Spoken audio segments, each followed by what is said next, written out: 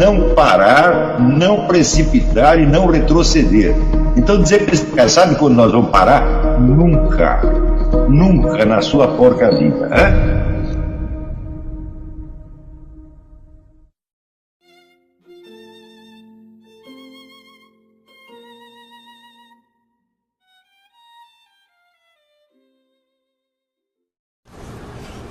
Cecília Gouveia.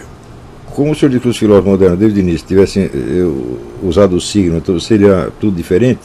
Qual a diferença entre eles e os filósofos medievais? Bom, nem todos os filósofos medievais estavam conscientes disso. Eu estou falando de um filósofo que já está na época moderna, mas que ainda conservava inteiramente o legado escolástico. É uma coisa que praticamente só aconteceu em Portugal e na Espanha.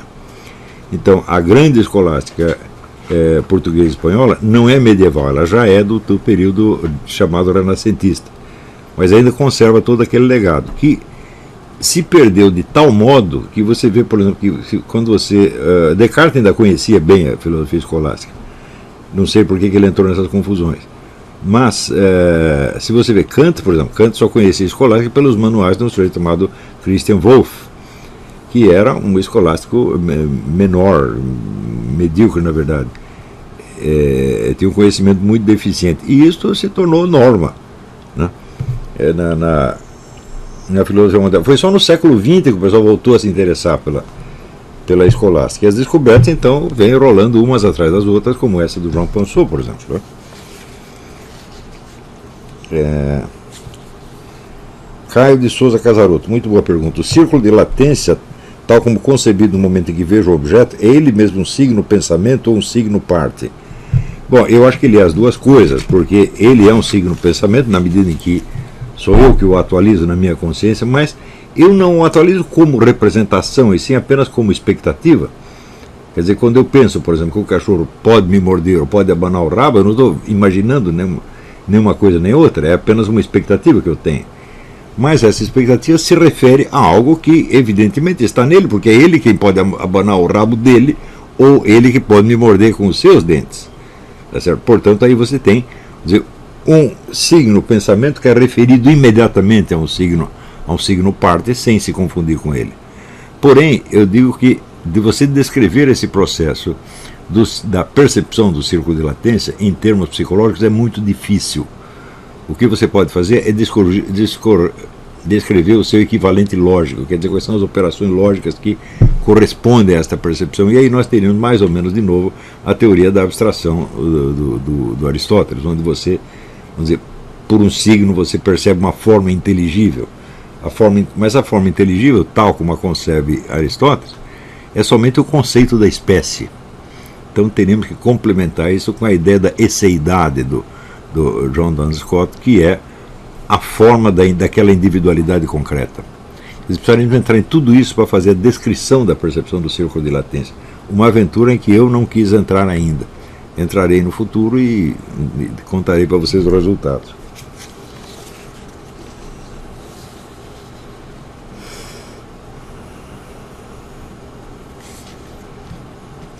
Rodrigo Young, parece que Thomas Reid, filósofo escocês, nota uma confusão semelhante em John Locke a propósito da noção de identidade pessoal.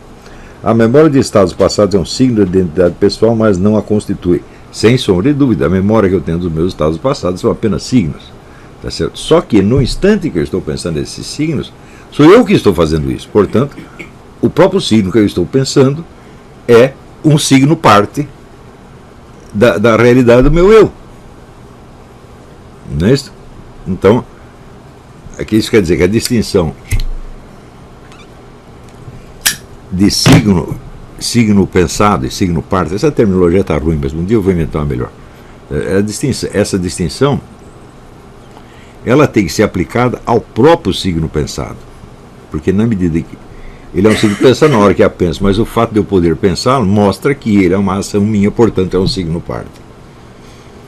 O signo pensado é apenas o signo pensado, mas pensá-lo é signo parte.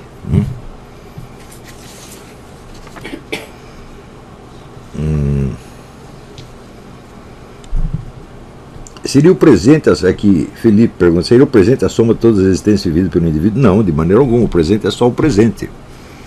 O passado já foi embora, tá certo? ele já foi embora, portanto ele não é acessível neste momento. Mas ele é absolutamente necessário para que o ente seja no momento aquilo que ele é. Isso quer dizer, a existência concreta do ser, tomado, vamos dizer, na totalidade da sua presença espaço-temporal, ela é inacessível. Não por uma limitação do nosso aparato de percepção, mas por uma limitação da estrutura dele. Então, se o cubo não mostra para você mais de 3 lados ao mesmo tempo, não é porque você não pode perceber, é que ele não pode estar com os 6 lados voltados para o mesmo lado ao mesmo tempo, já que isso é contraditório com a sua condição de sólido geométrico. Portanto, todas as famosas limitações da percepção humana são limitações da presença dos objetos mesmo. E essa limitação não é um defeito, ela é a estrutura do seu modo de presença no mundo. Portanto, essas limitações não podem servir de desculpa para você, vamos dizer, reduzir a capacidade de percepção humana, ou vou colocá-la em dúvida. Você falou do signo pensável, do signo parte, num determinado momento você conclui que... Fale mais alto, senão a sua voz não vai aparecer aqui. Num determinado momento você conclui que a gente alcança, percebe a coisa em si. Esse salto eu não entendi bem. O signo parte, vamos dizer, ele é signo do quê? É signo da coisa em si, não de outra coisa. Você não pode conceber um signo que exista por si mesmo, tá certo? Sem um referente qualquer. Isso é absolutamente impossível. Quer dizer, é um signo, mas não é signo de nada, então não é signo. Então, quando você percebe o leão por um dos lados, este lado é lado do quê? Do leão inteiro. E não é lado do lado, está entendendo? Quer dizer, você não está vendo assim uma figura plana de leão. Aliás, se visse uma figura plana de leão, você distinguiria perfeitamente um leão de verdade. Né? Portanto, o signo exige necessariamente um referente. E esse referente não pode estar presente na totalidade do seu ser e dos seus estados, porque isso é contraditório com o modo de existência dele, e não com a minha percepção. Um leão não pode ser um leão bebê, um leão crescido, um leão velho e um leão morto ao mesmo tempo. Mas cada um destes é um signo do leão inteiro, considerado na totalidade da sua presença espaço-temporal. Cada vez que falam em limitações da percepção humana, as pessoas estão falando de maneira invertida e projetada de uma limitação que não é limitação, que é a própria estrutura do modo de presença daquele objeto. Isso é sempre assim. Por exemplo, as famosas aulas do Alain-Émile Chartier sobre a antecipação. Eles ouço os passos de um cavalo e suponho então um cavaleiro. Bom, os passos do cavalo são signos da presença do cavalo. Esse signo existe isoladamente? Existem passos de cavalo sem cavalo? Mas pode estar um cavalo sem cavaleiro, mas o passo de cavalo sem cavalo não tem. Tá certo? Portanto, vamos dizer, se eu somente ouço o passo do cavalo, é porque o cavalo não está fisicamente presente de modo visível. Se ele está, por exemplo, atrás do muro. Tem um cavalo que possa ser visível atrás do muro? Não, isso é uma limitação da minha percepção ou é uma limitação do cavalo? O cavalo de trás do muro pode se exibir do outro lado ao mesmo tempo? Ele pode estar em 2 lados do muro ao mesmo tempo? Não. Não é isso? Então é sempre assim, todas essas famosas limitações. Veja, durante muito tempo, na França, o ensino das limitações da percepção humana foi parte do ensino da filosofia, do ensino inicial da filosofia. Quer dizer, o início da consciência filosófica apareceria com a consciência dessas limitações, ou seja, a crítica da percepção humana. E isso se impregnou muito profundamente em toda a mentalidade, sobretudo do francês. Mas, na verdade, isso foi em toda parte. Então vamos superar o realismo ingênuo, vamos adquirir a consciência crítica. O René Lessen dizia que a descoberta da filosofia começa com a descoberta do idealismo, ou seja, a prioridade do pensar sobre o objeto. Mas essa prioridade não existe absolutamente.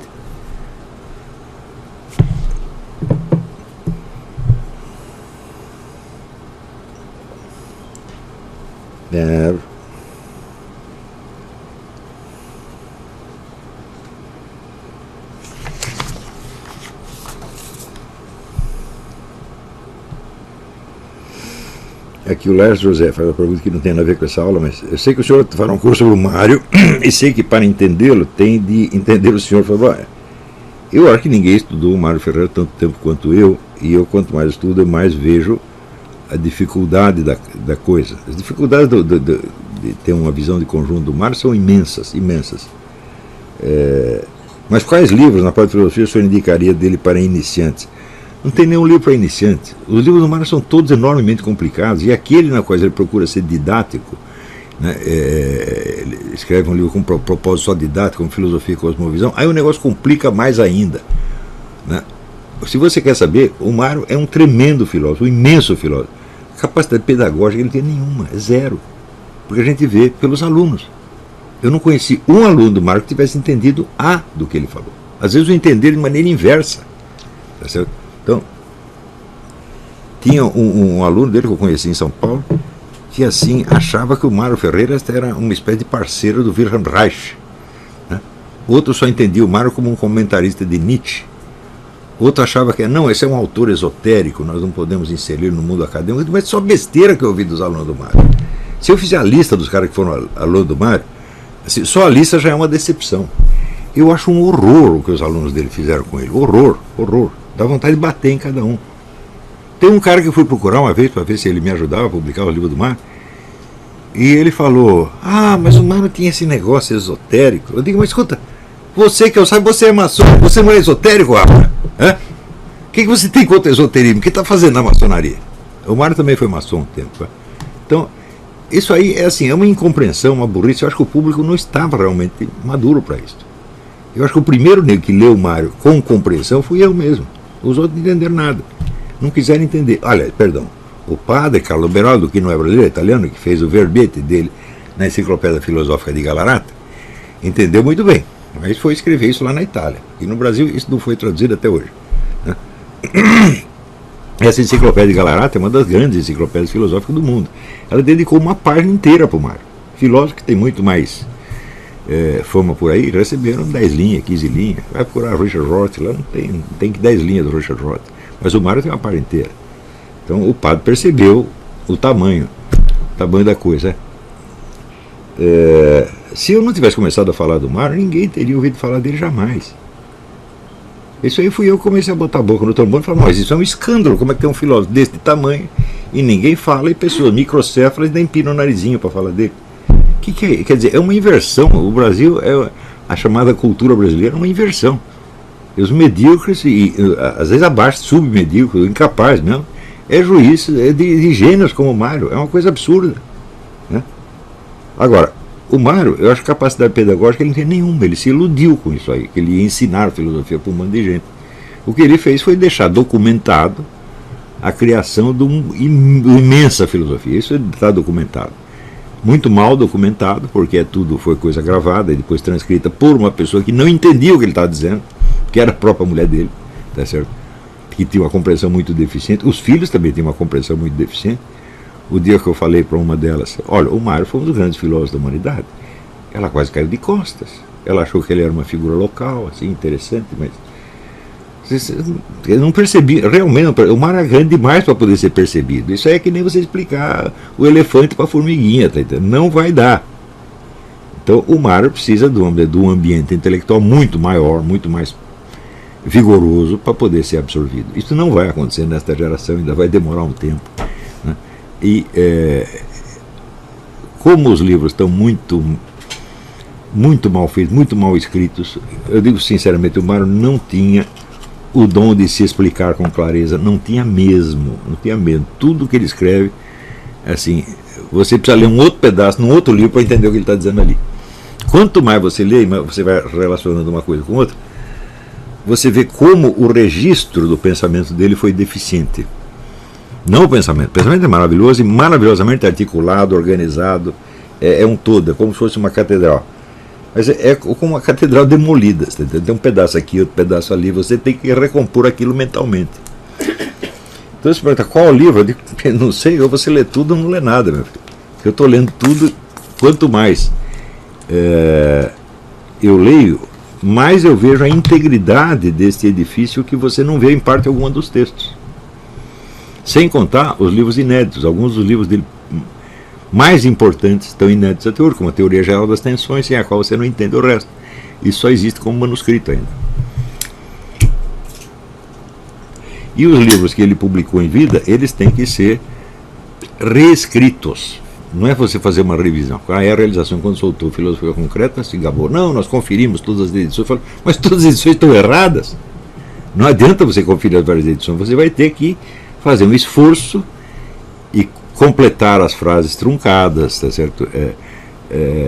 Eliminar algumas contradições e contrassensos devidos à pressa. O Mário escreveu a tal da Enciclopédia das Ciências Filosóficas, que são 54 volumes, em apenas 16 anos. Sendo que nos últimos anos ele estava muito doente. Ele tinha um problema cardíaco grave, era um homem gordo, do tamanho de uma porta, tá entendendo?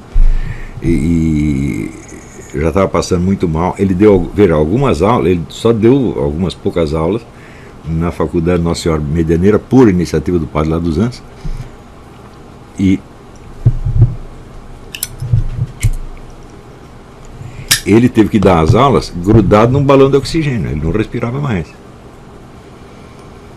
Quer dizer, o homem nessas condições, para escrever 54 livros em 16 anos, que era a base de 3 ou 4 livros por ano, né, ele não teve tempo de fazer revisão de nada, e ele mesmo dizia, depois eu morrer alguém vai botar ordem nisso. Né? Então, eu logo vi que isso transcendia a minha capacidade pessoal. Falei, não dá para um cara fazer isso sozinho, não vai dar. Pedi ajuda de alguns alunos meus que estavam trabalhando 2 textos, inclusive a teoria geral das tensões, e daí entra o homem lá da Realizações querendo publicar tudo do jeito que está, com uma revisãozinha muito vagabunda, e fazer dinheiro em cima disso. Não posso impedi-lo, uma vez que ele comprou os direitos da família por R$50 mil, o que é uma obscenidade. Então o material está todo na mão dele, e como costuma acontecer no Brasil, o editor senta em cima e só publica quando quiser.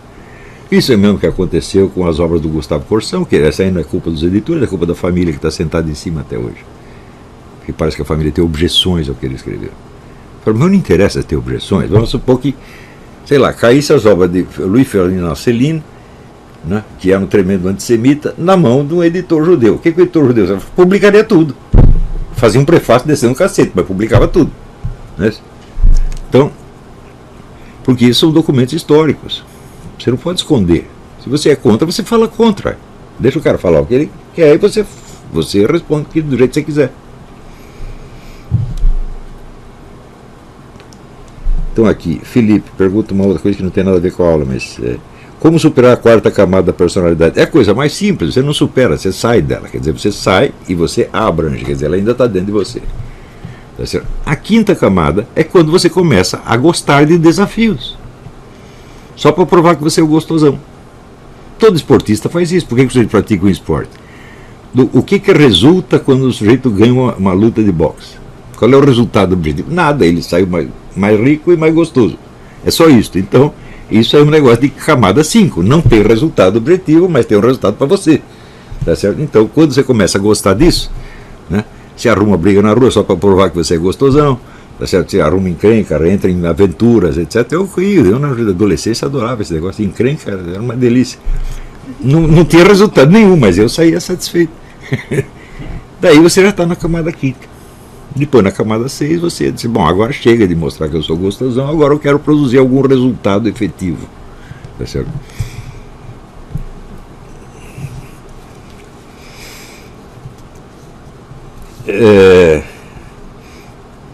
Bruno pergunta, como é essa relação? Quando a pessoa morre, apenas uma parte dela se foi? Bom, o homem, segundo a igreja, é um composto indissolúvel de corpo e alma. Na hora que dissolve, uma parte vai e a outra se desfaz. É exatamente o que você está perguntando. Agora, o que é a alma nesse livro? A alma é a sua verdadeira individualidade que só Deus conhece, sua individualidade concreta. A alma tem dentro de si todo o seu percurso vital, e justamente o juízo final mostra isso. Quer dizer, todos os seus atos serão levados em conta, todos na simultaneidade, ver que coisa. O que é impossível neste mundo, não é isso? Por exemplo, você não pode cometer um delito e pagar por ele ao mesmo tempo, não dá para fazer isso, mas no juízo final, sim, o delito está presente e o castigo está presente, tudo ao mesmo tempo. Então, nessa passagem do tempo para a eternidade, o que é a eternidade? É a posse simultânea de todos os momentos. Então, esta alma que está presente, meu Deus, não é assim uma fumacinha, ela não é só uma forma lógica, Tá certo? Ela é a verdadeira identidade, a qual, por sua própria natureza, transcende a sua presença física. Porque a presença física é o que é? É a subdivisão dos momentos temporais separados. Você não pode ser bebê, adolescente e adulto ao mesmo tempo. Tá certo? Mas no plano da eternidade você é tudo isso ao mesmo tempo. E isso aí só é acessível a Deus, evidentemente. Bom, eu acho que por hoje nós vamos parar por aqui, né? Eu não vou responder perguntas nem sobre O canal, tranquilo? Então, na nossa comunidade do YouTube a gente sempre deixa alguma postagem juntamente com alguns links de livros para vocês adquirirem, e também deixamos sempre aqui nos comentários e na descrição do vídeo nossas redes sociais. Então se inscreva no canal, siga a gente nas redes sociais e quem puder apoie o nosso canal financeiramente. Temos Pix, Vaquinha, Apoies e temos nosso conto também para quem quiser nos ajudar. Tranquilo? É isso aí. Sempre com Deus, pátria, família e liberdade por um Brasil melhor. Valeu!